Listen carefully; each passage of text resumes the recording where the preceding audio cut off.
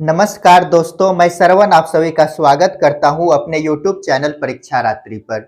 आज हम अंतःजनित बल और बहिर्जनित बल क्या होता है, इनको जानने का प्रयास करेंगे। तो आप सभी बने रहिए और कॉपी कलम निकालिए, नोट करने का प्रयास कीजिए। यह अंतःजात और बहिर्जात बल क्या है, इन पर डिस्कस करेंगे। इससे पहले हम कल जो है कि भू संचरण के बारे में जान चुके थे, तो वहीं से स्टार्ट करते हैं।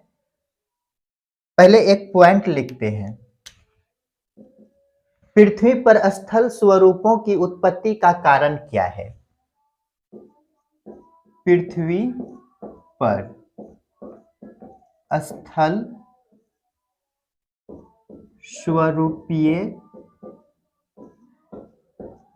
विशेषताओं की उत्पत्ति का कारण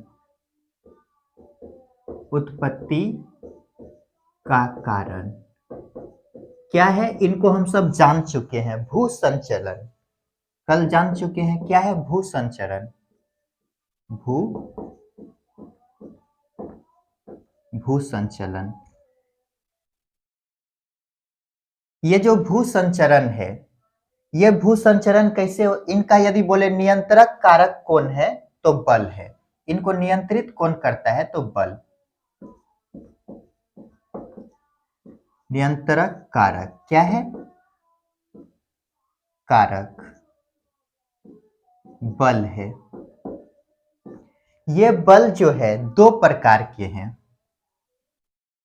कितने प्रकार के हैं? तो दो प्रकार के हैं। एक अंतर्जात बल और एक है बहिर्जात बल।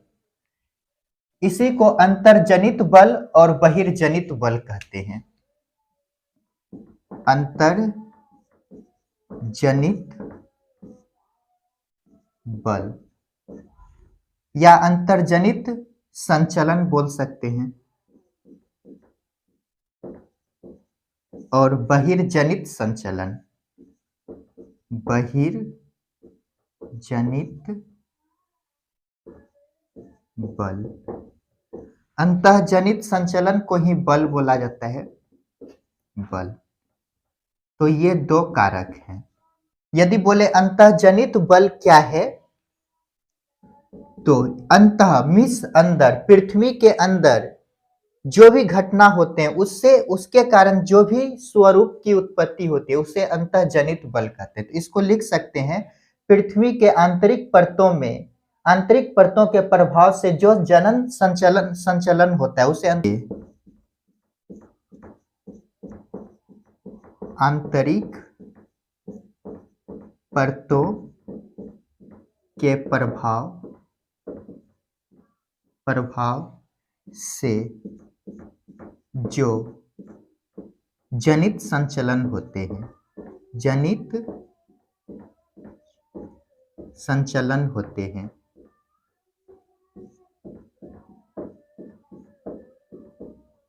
उसे क्या कहते हैं? अंतःजनित बल। इसके कारण क्या होता है? स्थल स्वरूपों का निर्माण होता है। स्थल स्वरूपों का निर्माण होता है।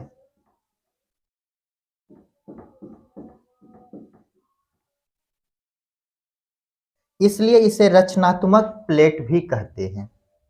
इसे क्या कहते हैं? रचनात्मक प्लेट।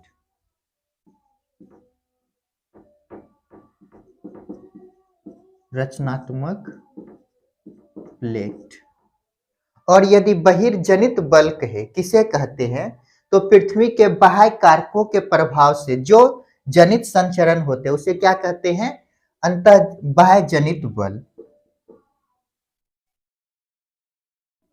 पृथ्वी पर बाहरी कारकों से, बाहरी कारकों से, यदि बाहरी कारक देखें तो क्या है? तापमान,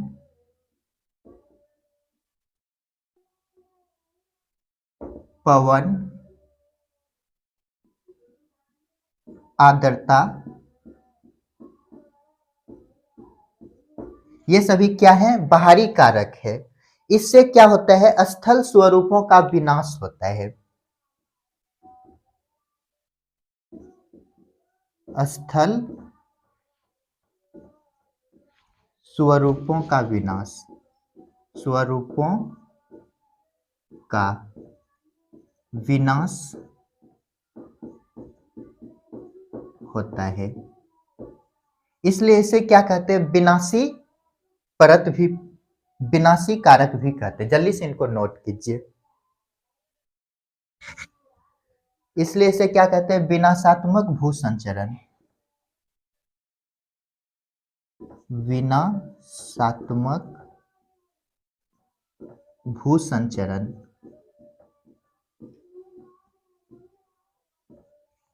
इसे क्या कहते हैं? रचनात्मक भू संचरण लिख लीजिए, भू संचरण।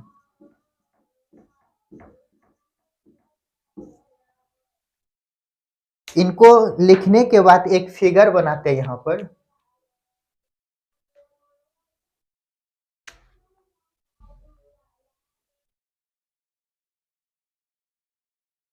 ये मान लेते हैं स्थल स्वरूप है।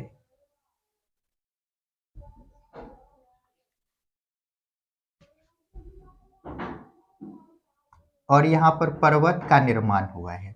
ठीक, पर्वत। चलिए इनको थोड़ा बड़ा बनाते हैं।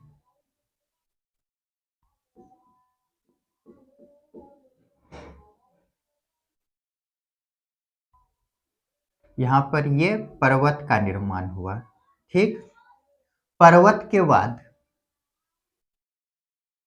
ये पठार का निर्माण हुआ। पठार, पठार के नीचे ये मैदान का निर्माण हुआ। मैदान के बाद ये ढाल,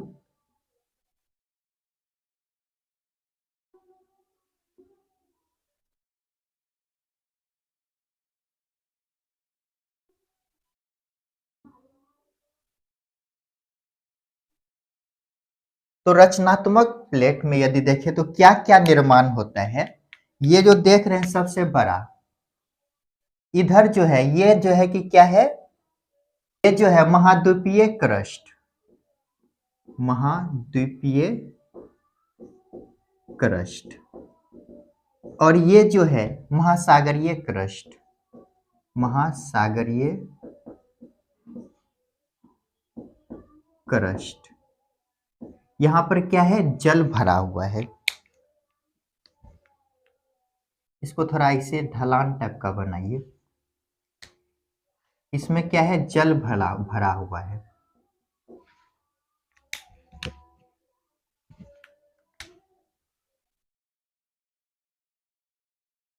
तो क्या देखिए, ये जो देख रहे हैं सबसे बड़ा स्थल से लेकर ये क्या है? तो पर्वत है, पर्वत। और इससे जो थोड़ा छोटा देखते हैं हाइट में, ये क्या है? पठार, पठार। और ये जो देख रहे हैं पठार से छोटा, ये क्या है? मैदान, मैदान, मैदानी भाग बोल सकते हैं। और ये जो देख सकते हैं ये क्या है? मग्न तट, महाद्वीपीय, महाद्वीपीय मग्न तट। यहाँ पे क्या है? महाद्वीपीय मग्न तट, महाद्वीपीय मग्न तट। और ये जो देख रहे हैं ढलान, ये क्या है? महाद्वीपीय ढलान, महा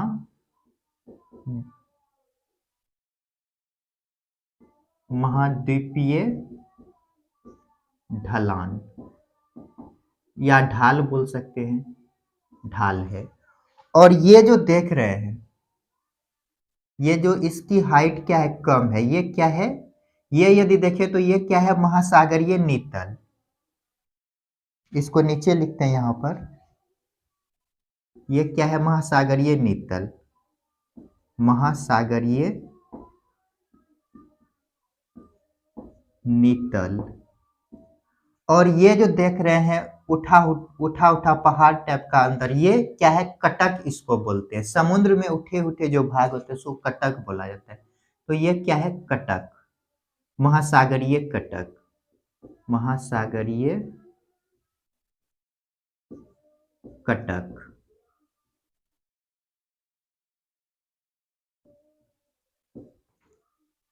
तो क्या देखे, इनको एक बार पहले समझते हैं। ये जो पृथ्वी पर जो है कि स्थल स्वरूपीय विशेषताओं के उत्पत्ति का कारण क्या है, तो भू संचरण है।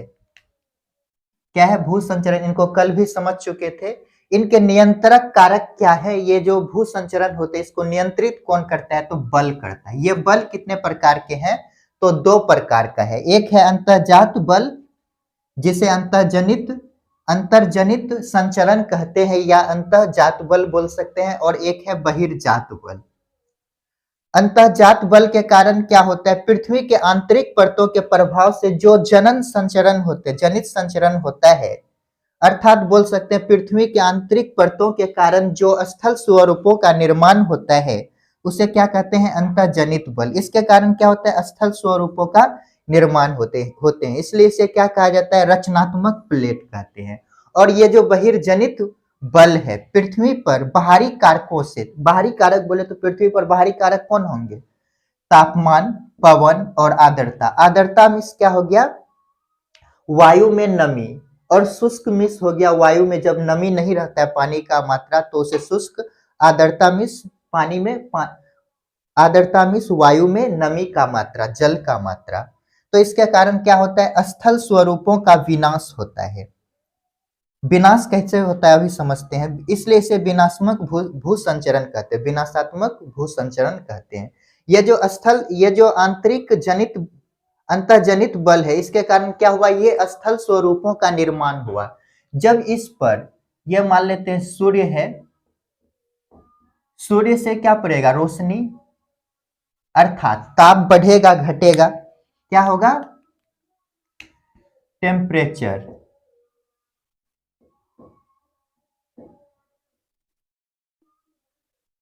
टेम्परेचर क्या होगा, बढ़ेगा और घटेगा, ठीक। और वर्षा होंगे, वर्षा भी इनमें कारक हो जाएगा। और पवन, जब ये तीनों घटना होंगे, पवन चलेगा, तापमान घटेगा बढ़ेगा, तो ये क्या होंगे,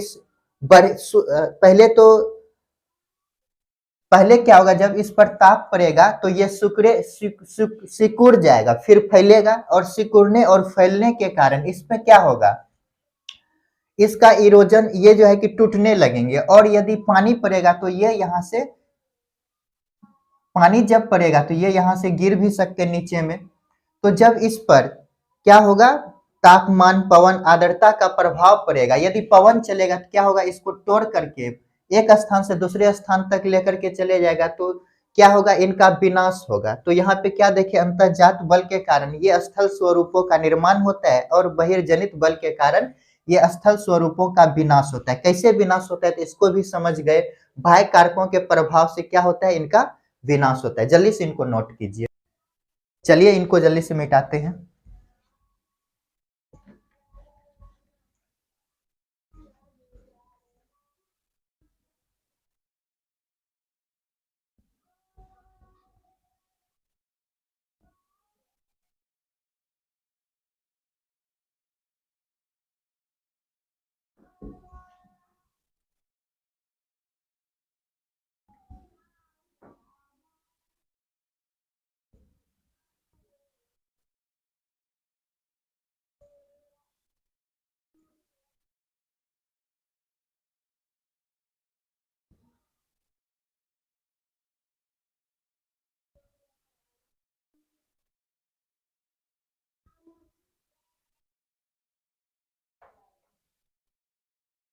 ये जो अंतःजनित बल है, ये दो प्रकार के होते हैं। इसको तीव्रता के आधार पर दो भागों में बांटा गया है। अंतःजात बल, तीव्रता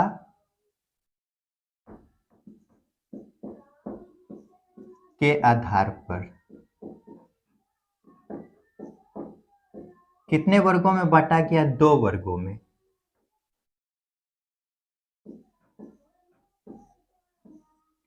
तीव्र गति से जब इस पे संचरण होता है,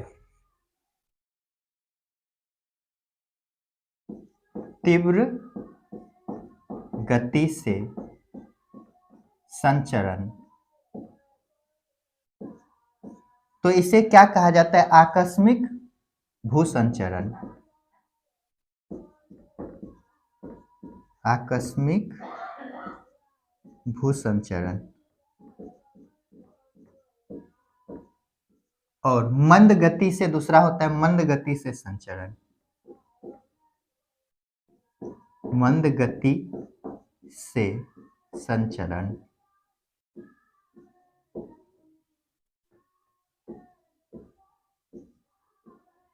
इसको कहा जाता है पटल विरूपण भूसंचरण। पटल विरूपण भूसंचरण।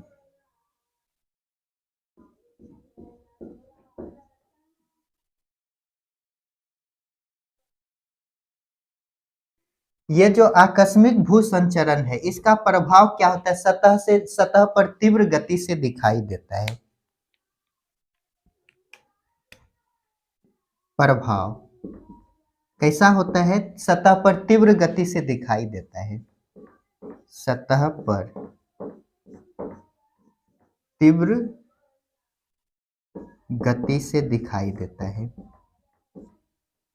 गति से दिखाई देता है।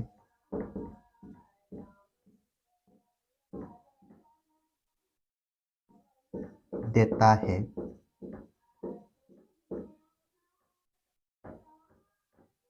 तो इसमें परिवर्तन कैसे होता है, तो तीव्र गति से परिवर्तन होता है। और इसमें प्रभाव यदि देखें तो सतह पर धीमे दिखाई देता है। प्रभाव सतह पर धीमे दिखाई देता है।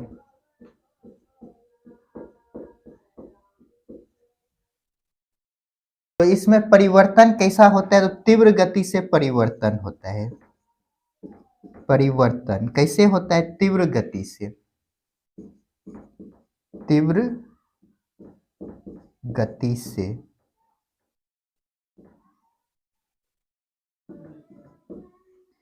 यदि उदाहरण देखें, उदाहरण इसका क्या हो जाएगा, भूकंप,